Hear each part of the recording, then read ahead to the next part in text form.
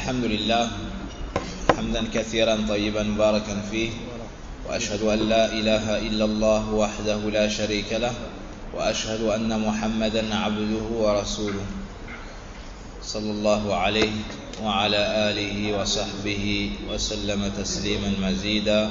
أما بعد، قال الإمام أبو زكريا يحيى ابن شرف الدين النووي رحمه الله تعالى: الحديث الثامن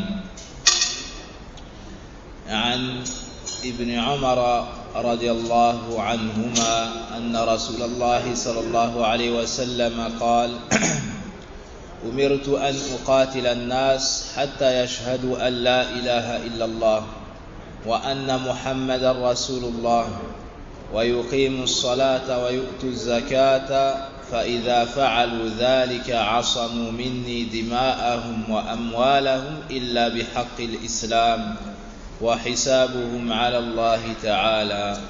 رواه البخاري ومسلم.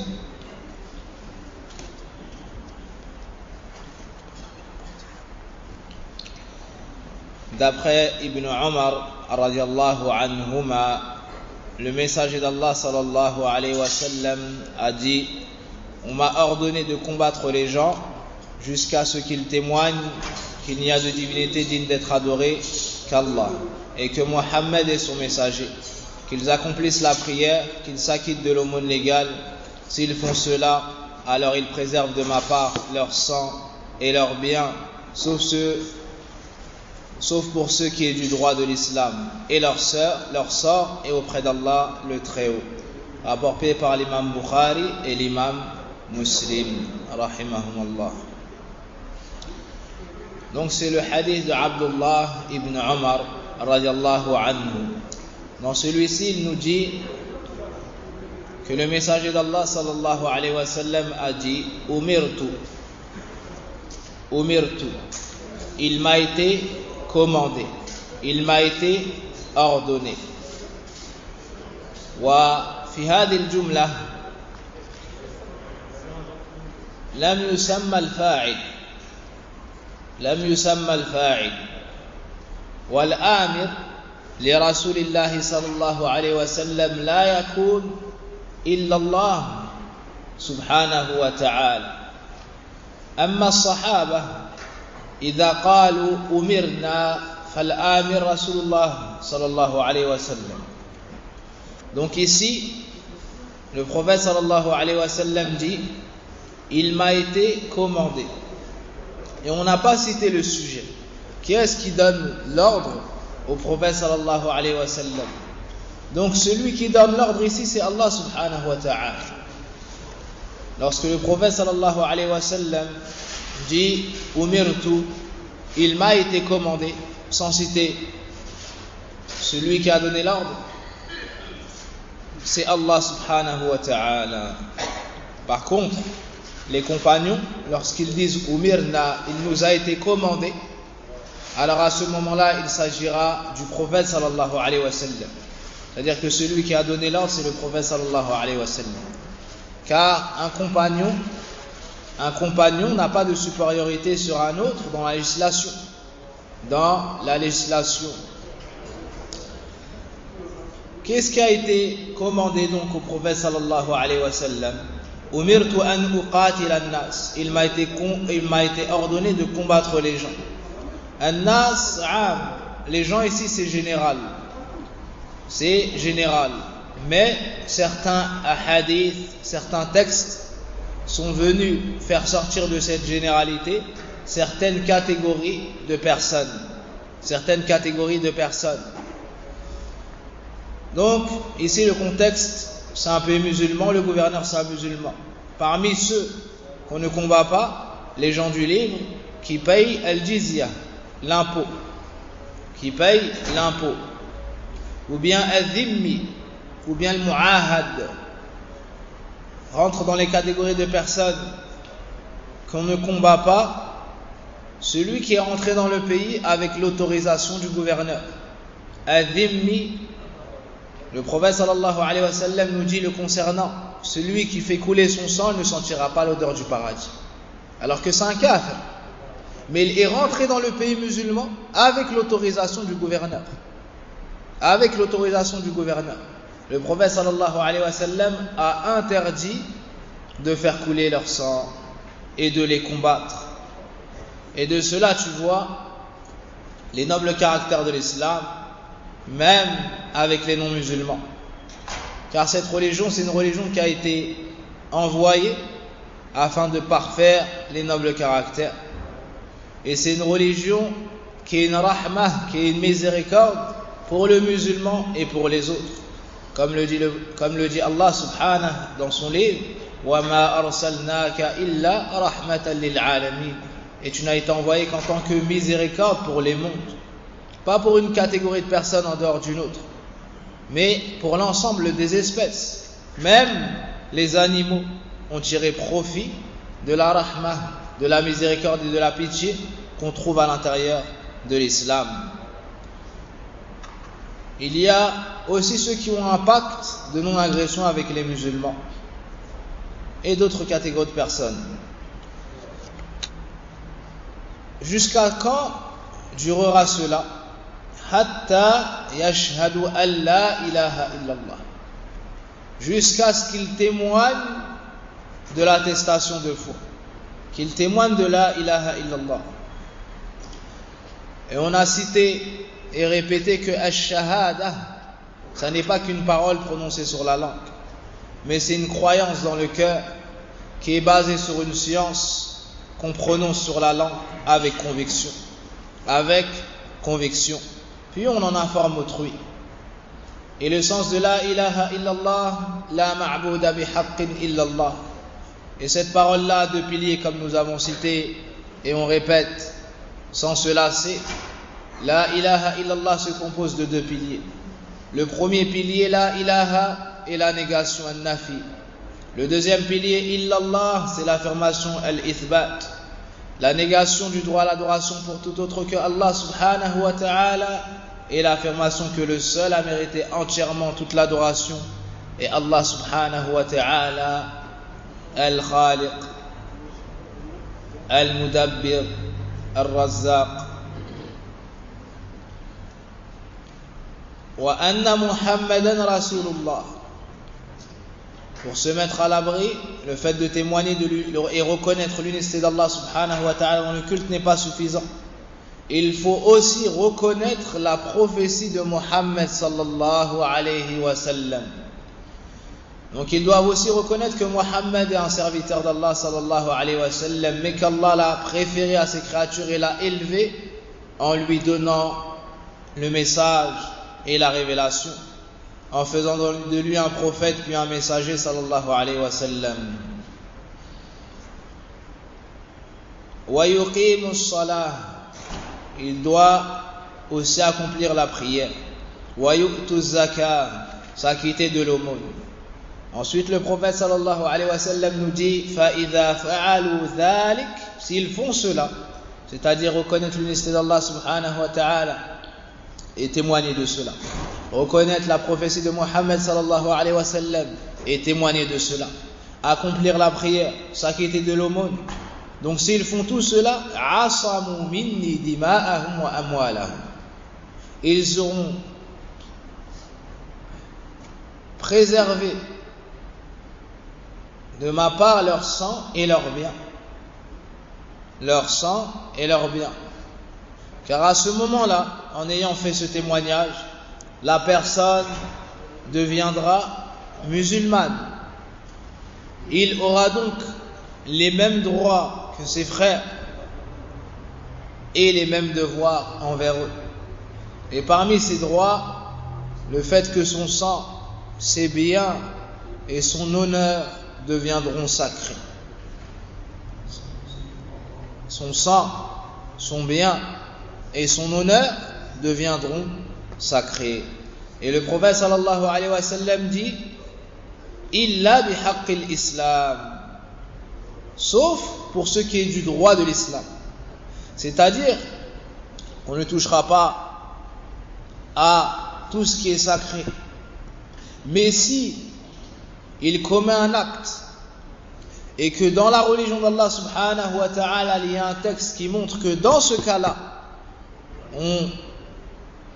on pourra lui ôter la vie, ou lui prendre de ses biens, et autres choses parmi les règles religieuses, alors à ce moment-là, on ne pourra plus utiliser ce hadith pour préserver son sang et ses biens. Pour préserver son sang et ses biens. Par exemple, dans l'islam, celui qui vole une certaine somme, le gouverneur ordonne à ce que sa main soit coupée. Est-ce que dans ce cas-là, il pourra dire, mais le prophète sallallahu alayhi wa sallam a dit, أمرت أن أقاتل الناس حتى يشهدوا أن لا إله إلا الله وأن محمد رسول الله ويقيموا الصلاة ويؤتوا الزكاة فإذا فعلوا ذلك عصموا مني دماءهم وأموالهم إلا بحق الإسلام وأنا أشهد أن لا إله إلا الله وأن محمد رسول الله فأنا مسلم وأصلي وأزكي فأنا مسلم. لا يحتج بذلك. لماذا؟ لأن النبي صلى الله عليه وسلم قيدها هنا فقال إلا بحق الإسلام. إلا بحق الإسلام. Sauf les droits de l'islam. Donc s'il fait une chose où dans la religion il y a un texte qui montre qu'il recevra telle ou telle sanction, alors il devra la recevoir. Alors le gouverneur devra appliquer la peine sur cette personne. Ensuite, le prophète sallallahu alayhi wa sallam nous dit wa hisabuhum ala Allah ta'ala. Wa hisabuhum ala Allah ta'ala. Rawahu al-Bukhari wa Muslim. Et leur sort est auprès d'Allah le Très-Haut. Que signifie ce passage? Ay annana naqbalu al-zahir wallahu yatawalla as-sarair. Wa hisabuhum ala Allah. من أظهر الإسلام وشهد لله بالوحدانية ولنبيه بالرسالة صلى مع المسلمين زكى قبلنا إسلامه وظاهره ولم نؤمر بأن نفتش في نفسه وفي قلبه. Celui qui vient avec l'islam, qui atteste de l'unicité d'Allah subhanahu wa ta'ala, qui reconnaît la prophétie de Mohammed sallallahu alayhi wa sallam, accomplit la prière, s'acquitte de l'aumône. Nous on dit que c'est un musulman et on accepte ce qui est apparent de la personne. Et on ne nous a pas ordonné de fendre les poitrines et de regarder le contenu des cœurs ainsi que leur sincérité. Celui qui vient et nous montre l'islam, on accepte son islam. Et on ne remet pas en cause son témoignage. Car la sincérité de la personne ou l'hypocrisie de la personne, c'est une chose qui est intérieure. Et seul Allah subhanahu wa ta'ala connaît le contenu des cœurs. Et il nous dit lui-même dans son livre wa hussila ma fi as-sudur. En nous parlant de Yawm al-Qiyamah, le jour où le contenu des cœurs seront dévoilés. Ça nous montre qu'avant cela, on ne connaît pas le contenu des cœurs. Yawma tubla as-sarair. Les choses cachées, le jour où les choses cachées seront dévoilées. Donc, ce que signifie wa hisabum ala Allah ta'ala, et leur sort est auprès d'Allah, c'est-à-dire que est-ce qu'il a été véridique dans ses paroles, et est-ce que véritablement c'est un musulman intérieurement, extérieurement, cela revient à Allah. On ne peut pas savoir la sincérité et la véracité de la personne lorsqu'elle a montré son islam. Donc nous, si quelqu'un vient et entre dans l'islam, on l'accepte. Et il a sur nous les mêmes droits que nous avons sur les autres musulmans. Et on l'accepte dans la communauté. Et il aura donc les mêmes devoirs. Le fait de dire oui, mais peut-être qu'il se convertit pour pouvoir épouser telle femme, oui, mais peut-être qu'il se convertit pour avoir tel poste, tel emploi, et ainsi de suite, cela n'est pas notre responsabilité. Cela n'est pas notre responsabilité. Allah subhanahu wa ta'ala, c'est lui uniquement qui juge le contenu des cœurs et qui sait qui est le véridique du menteur et qui sait qui est la personne sincère et qui est l'associateur, celui qui agit avec ostentation, celui qui veut qu'on pense de lui ce qu'il n'est pas. Tout cela ne nous regarde pas. Après, certes, il y a des signes. Il y a des signes de l'hypocrisie, comme le prophète sallallahu alayhi wa sallam nous a cité ayatul munafiq thalath, les signes de l'hypocrisie ou de l'hypocrite sont au nombre de 3. Ida haddatha kadhab, lorsqu'il parle, il ment. Lorsqu'il parle, il ment. Wa idha wa'ada akhlaf, lorsqu'il promet, il rompt le dépôt, il rompt la promesse. Wa idha tumina khan, ou bien lorsqu'il promet, il ne tient pas sa promesse. Wa idha tumina khan, et lorsque tu lui confies quelque chose, il te trahit, il ne respecte pas le dépôt. Ça, c'est des signes de l'hypocrite. Mais c'est pas parce qu'on va voir des signes qu'on va pouvoir avoir la certitude que cet homme-là c'est un hypocrite. Ça veut dire quoi un hypocrite, un munafiq? Cette parole-là, tu n'as pas le droit de la prononcer comme bon te semble. Certaines personnes, lorsqu'ils se disputent, ils disent anta munafiq, toi tu es un hypocrite. Mais est-ce que tu sais ce que ça veut dire un hypocrite? Ça veut dire que c'est un kafir billah qui montre que c'est un musulman aux yeux des gens. Ça veut dire ça, munafiq. Lorsque tu dis quelqu'un, ya munafiq, tu es en train de prétendre que c'est un kafir billah al-azim. C'est un kafir. Mais il montre aux gens que c'est un musulman pour bénéficier de leurs bienfaits et être en sécurité au milieu des musulmans. Et les hypocrites, eux aussi, tu es en train de prétendre que cet homme-là, il sera en dessous des kuffars en enfer. Car les hypocrites seront plus profonds de l'enfer. Innal munafiqina fi ad-darkil asfali minan nar. Allah nous informe de cela dans le Coran. Donc, on n'a pas à fouiller et à essayer de chercher le contenu des cœurs. Non, on accepte ce qui est apparent.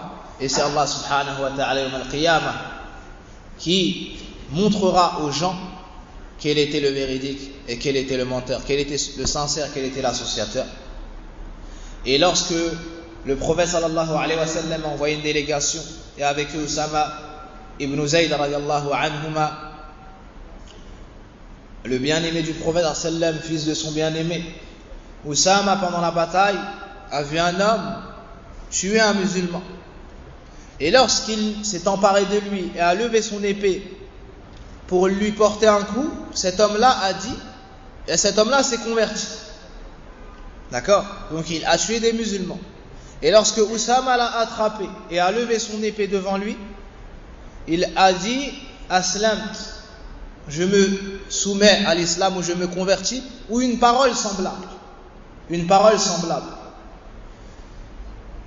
Usama radiallahu anhu l'a quand même tué en se disant qu'il dit ça que pour échapper à l'épée.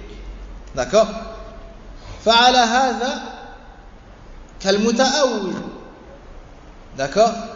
Il n'a pas voulu tuer un musulman, mais il s'est dit que cet homme-là a fait semblant de montrer l'islam pour se sauver de l'épée, pour s'en sortir sain et sauf. Lorsqu'ils sont rentrés, le prophète sallallahu alayhi wa sallam a été informé de cela. Il a dit à Usama radiallahu anhu, alors que c'est connu que c'est son bien-aimé, le prophète sallallahu alayhi wa sallam l'aimait beaucoup et passait du temps avec lui et lui donnait une place toute particulière. Il lui a dit Aqataltahu ba'da an qala la ilaha illallah. Est-ce que tu l'as tué après qu'il ait prononcé la ilaha illallah? Alors Usama radiallahu anhu a dit Ya Rasulallah, il a dit ça que pour échapper à mon épée.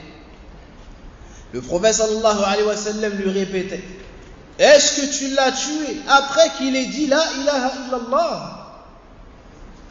Alors Usama a dit Ya Rasulallah, il a dit cela que pour se mettre à l'abri de mon épée. Le prophète sallallahu alayhi wa sallam lui a dit Est-ce que tu as ouvert sa poitrine? Yani ça rentre, c'est le même cas qu'ici. وَحِسَابُهُمْ عَلَى اللَّهِ ta'ala. Leur jugement, il revient à Allah. Nous, on ne sait pas le contenu des cas. Il l'a tellement réprimandé et n'a cessé de lui répéter cette parole jusqu'à que Usama radiallahu anhu a dit que ces paroles étaient tellement lourdes lorsque le prophète sallallahu alayhi wa sallam le réprimandait qu'il a dit: j'aurais aimé m'être converti que à cet instant pour pas avoir été responsable de tout ce qui s'est passé. Subhanallah. Tellement que cette parole-là est sacrée, a de la valeur chez Allah subhanahu wa ta'ala, et que l'homme qui porte la ilaha illallah a une valeur immense. Si seulement on savait la valeur de celui qui a dit la ilaha illallah, les comportements qu'on voit entre les frères ne seraient pas cela. Et dans le texte, le prophète sallallahu alayhi wa sallam ou bien un sahabi a regardé la Kaaba et a dit: ma ashrafaki wa ma a'zama hurmatak.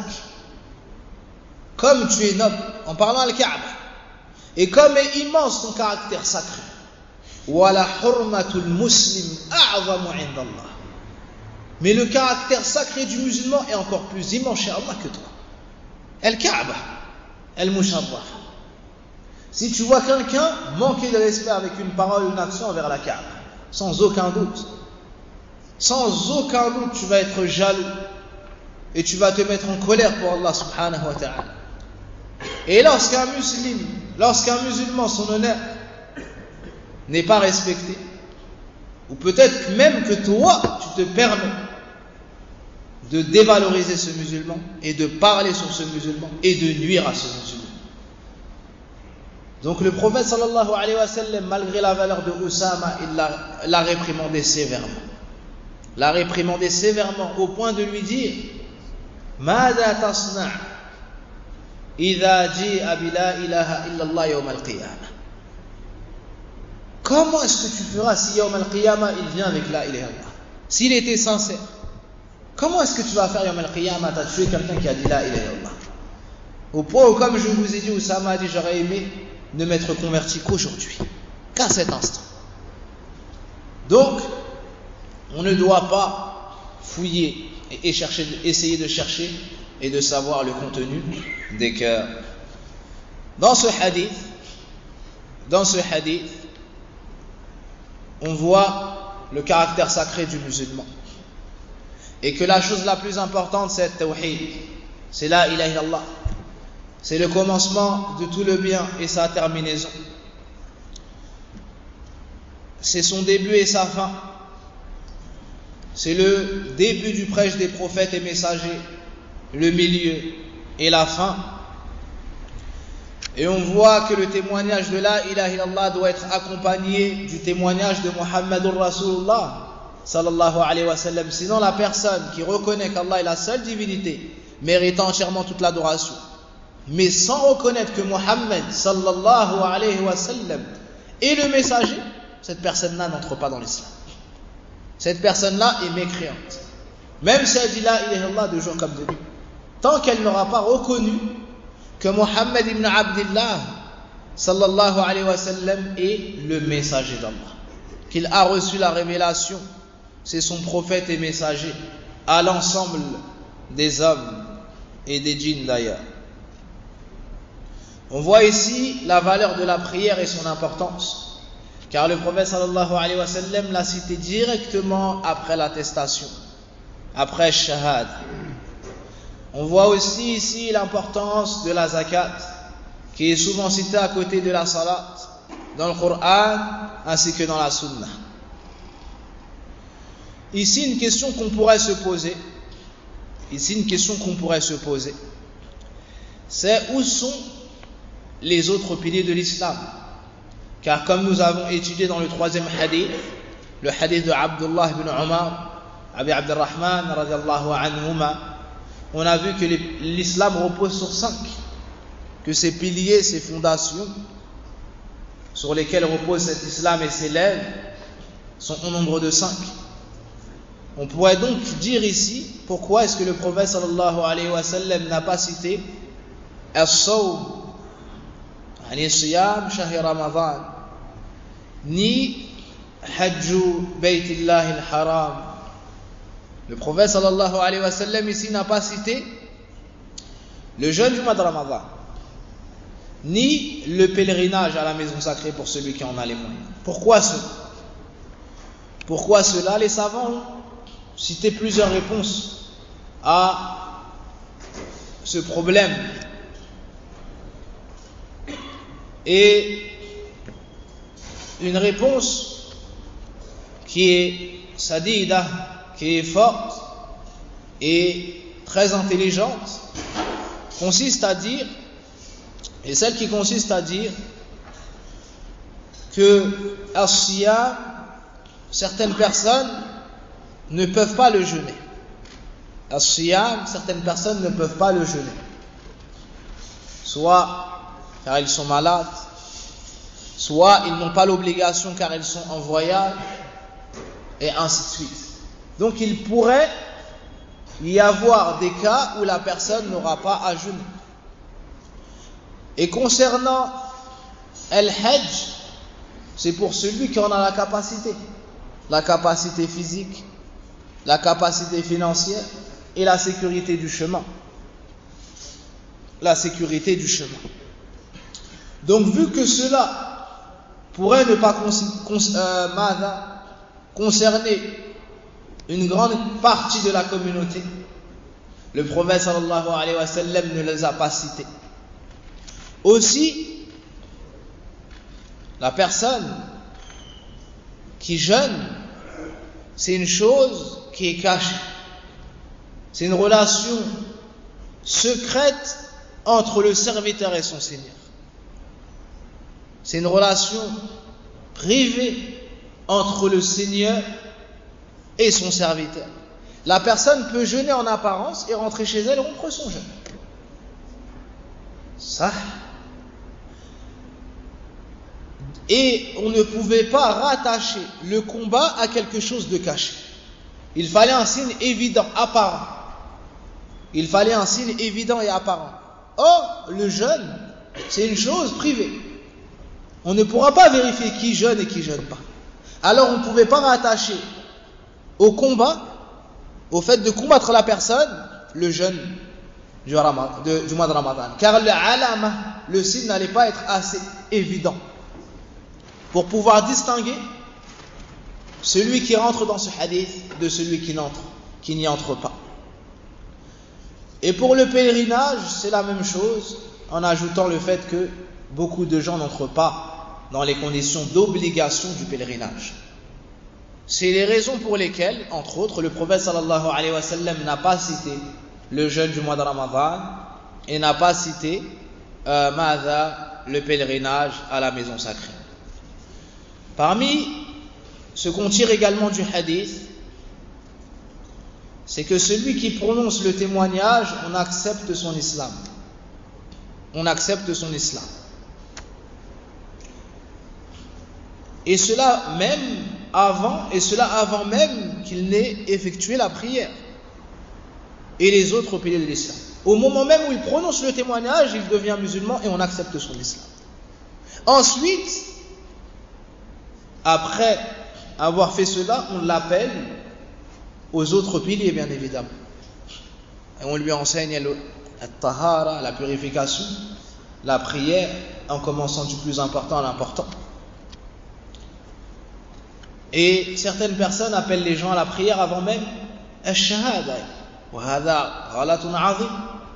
Car Allah n'accepte pas. Donc, je disais que certaines personnes appellent les gens à la prière avant même le témoignage et l'attestation de foi, avant même la prononciation de la ilaha illallah, Muhammadur Rasulullah.